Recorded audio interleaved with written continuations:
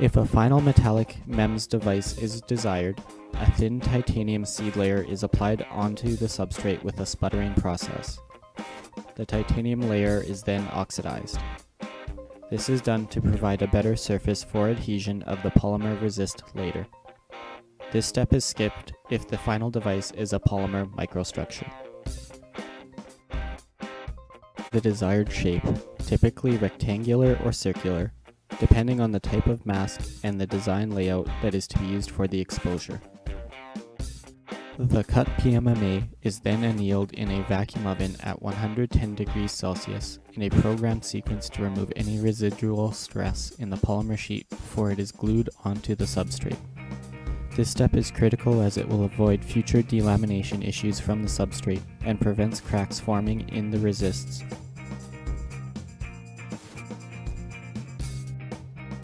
Once the PMMA sheet is annealed, it is now time to glue the annealed PMMA sheet onto the titanium oxide side of the substrate. Freshly prepared glue, a monomer of the methyl methacrylate, is applied onto the substrate and the PMMA sheet, then pressed onto the silicon with a custom-made compressed air pressing system. A thin layer of Kapton sheet is placed between the resist and the glass plate to avoid stiction issues while depressing. The sample is left under the press overnight. Under pressure, the monomer glue polymerizes and forms a nice glue layer attaching the PMMA sheet to the substrate.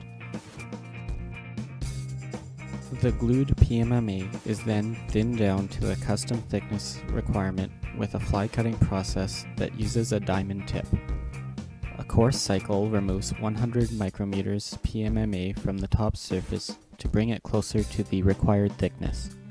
A finishing cycle then buffs it up to bring the PMMA to the required thickness and to have a clear optical finish. The sample is now ready for exposure with the mask in the beamline. The mask is mounted on customized mask holders and is then loaded inside the experimental end station, the scanner, and bolted on with close proximity to the water-cooled copper ring. A thin layer of Kapton is used to cover the top of the polymer to act both as a pre-filter as well as a physical barrier in the event of unexpected foaming in the top surface and to protect the mask. Shims of precise thickness are then placed on the sample at predetermined locations to introduce a small proximity between the mask and the polymer surface. Typical proximity gaps range from 100 micrometers for micron-sized features to up to 1 millimeter for large millimeter-sized features. The sample is mounted in the sample holder inside the scanner. Once fixed, the sample stage is moved up and attached to the scanning stage that already has the mask mounted. A latent image of the mask features imprinted on them. Immediately after exposure, the sample is immersed in a pre-mixed developer solution to wash away the exposed areas of the resist to the X-ray beam. This process is time critical as the longer the sample sits outside after exposure, the harder it becomes for the exposed resist to be removed. The development process is finished by immersing the sample in a milder developing solution and finally in deionized water.